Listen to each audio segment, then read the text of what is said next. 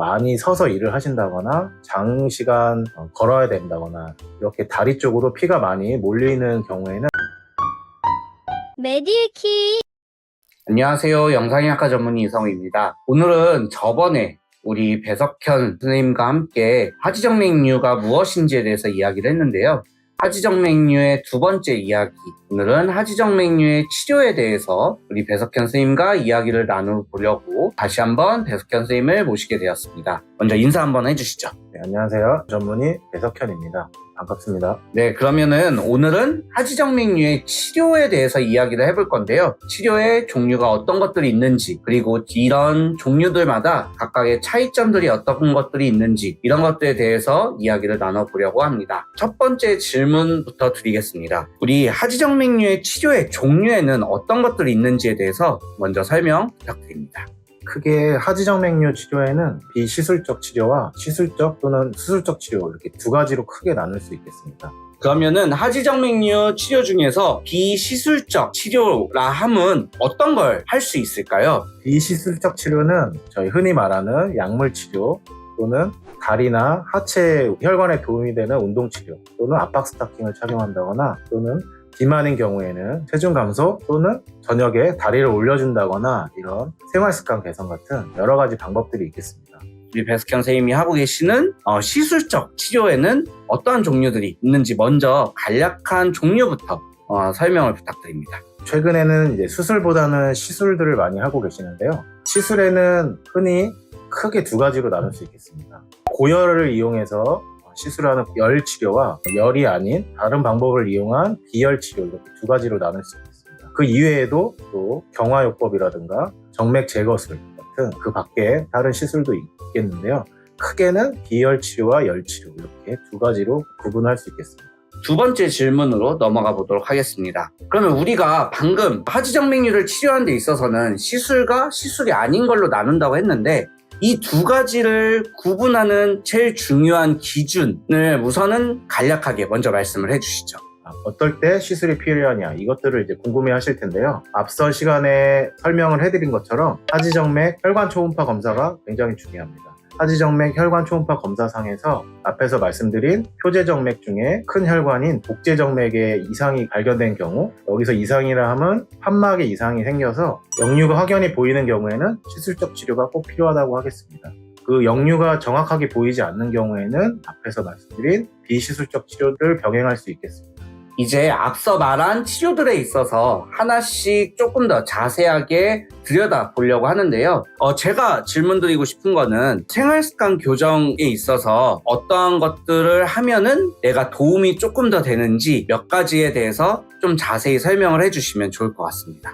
생활습관 교정에는 흔히 이제 종아리와 허벅지 근육을 단련시켜주는 운동이 도움이 많이 됩니다. 또 까치발 운동이나 계단을 많이 오른다거나 아니면 자전거를 많이 탄다거나 이런 운동이 도움이 많이 되고요. 많이 서 있거나 많이 앉아 있었던 날은 집에 오셔서 누운 상태에서 다리를 한 번씩 들어주시는 이러한 간단한 방법으로도 도움을 많이 받으실 수 있고요. 또 압박 스타킹 같은 경우에는 좀 불편하시더라도 많이 서서 일을 하신다거나 장시간 걸어야 된다거나 이렇게 다리 쪽으로 피가 많이 몰리는 경우에는 압박 스타킹을 신어주시는 게 도움이 많이 됩니다.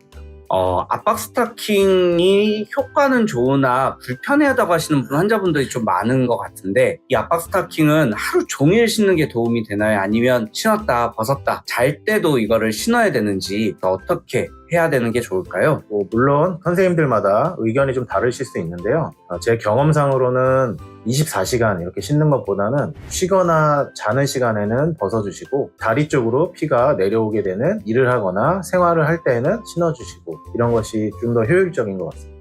네, 답변 감사합니다. 비시술적 치료로 사실 좋아지기만 한다면은 환자분들이 힘들고 무서운 이런 시술 같은 걸 안 해도 될 거라고 저도 생각을 하지만 현실적으로는 이미 비시술적 치료로 하지정맥류가 좋아지기에는 그 기준을 넘어간 시술적 치료가 꼭 필요한 환자분들도 생각보다 굉장히 많잖아요. 그래서 이제 다음 질문은 이제 시술적 치료에 대해서 조금 더 이야기를 나눠보려고 하는데, 시술의 종류에는 열을 이용하지 않는 비열 치료와 열을 이용해서 하는 치료, 이렇게 나눈다고 했는데, 먼저 이 열 치료에 대해서 어떠한 치료를 할 수 있는지에 대해서 설명 부탁드립니다.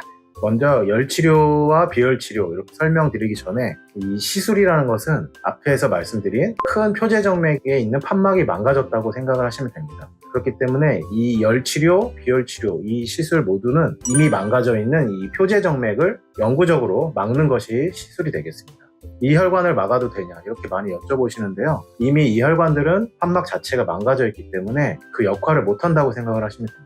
그거를 막아주게 되면은 오히려 다른 우회 혈관을 따라서 혈액이 순환되기 때문에 오히려 더 도움을 많이 받게 되고 증상이 호전되는 것이 원리가 되겠습니다. 열치료는 크게 다양한 다른 방법도 있겠지만 지금 가장 많이 사용하는 열치료에는 고주파를 이용한 치료와 레이저라는 기구를 이용하는 이 두 가지 열치료가 대표적이라고 할 수 있겠습니다. 그러면은 우리가 이제 열 치료에 있어서 레이저랑 고주파 두 가지가 있다고 말씀하셨는데, 이 두 가지의 가장 큰 차이를 한마디로 정의해 주시면 어떤 차이가 있을까요? 고주파라는 시술은 시술자의 숙련도와 크게 상관없이 일정한 조건으로 균일하게 혈관을 치료할 수 있지만, 레이저는 최근에 계속 기술이 발달하고는 있지만 시술자의 숙련도나 경험이 어느 정도 작용을 하는 시술이기 때문에 시술자의 경력에 따라서 치료 효과가 좀 달라지는 게 차이점이라고 할 수 있습니다.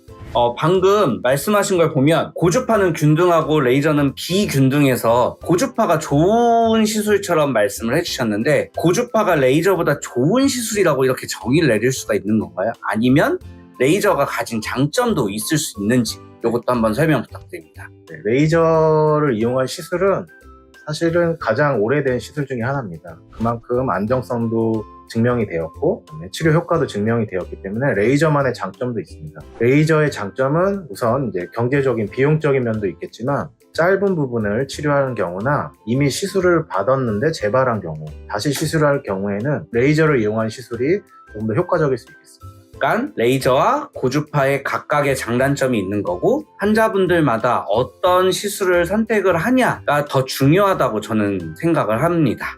네, 그러면 이제 열 치료에 대해서 이야기를 했으니까 다음 열을 이용하지 않는 비열 치료에 대해서 질문을 드려볼 건데요. 그럼 비열 치료란, 먼저 우선 이거는 짤막하게 정의를 부탁드립니다. 말 그대로 비열치료란 열을 이용하지 않는 치료가 되겠습니다. 최근에 나오는 기구들은 앞에서 레이저나 고주파 같이 열을 이용하지 않고도 치료를 할 수 있는 기구들이 나오고 있는데요. 대표적으로 베나시릴, 그다음에 클라리베인 두 가지가 대표적이라고 할 수 있겠습니다. 비열 치료라는 건 시술을 어떻게 하는지, 이 시술 방법도 간략하게 원리라든지 이런 것 좀 설명 부탁드립니다. 베나실이라는 시술은 혈관 안에 카테터라는 것을 집어넣고요. 그 안에 혈관 안에 쉽게 말하면 접착제라고 생각하시면 됩니다. 인체에 무해한 접착제를 넣고 혈관을 이렇게 붙인다고 생각하시면 되고요. 문제가 되는 혈관들을 쭉 붙이는 시술이 베나실을 이용한 시술이고요. 클라리베인이라는 시술은 우선 먼저 혈관 안에 카테터를 넣는 건 동일하지만 혈관을 먼저 수축을 시킵니다.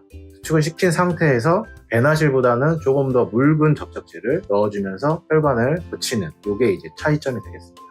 그러면 두 가지의 차이에 대해서 말씀해 주셨는데 서로 장단점이 또 있을 거 아니에요? 이건 어떻게 장단점이 있을까요? 두 시술 모두 다 좋은 시술인데요. 베나실의 장점은 가장 큰 거는 일상생활로의 회복이 빠릅니다. 통증이나 출혈이 적기 때문에 시술 후에 일상생활이 바로 가능한 게 장점이고요. 또 하나는 압박 스타킹이 필요 없습니다. 베나실 이외의 다른 시술들은 병원마다 다르지만 2주에서 3주 정도의 압박 스타킹 착용이 필요한데요. 베나실은 압박 스타킹 착용이 필요 없고요. 시술 도중에 느끼는 통증이나 불편감이 적은 것이 장점이 되겠습니다. 클라리베인의 장점은 스타킹을 착용하는 것이 베나실과 다르지만 그 위의 것들은 비슷하다고 생각하시면 됩니다. 일상생활 회복이 빠르고 시술 중에 통증이 적고요.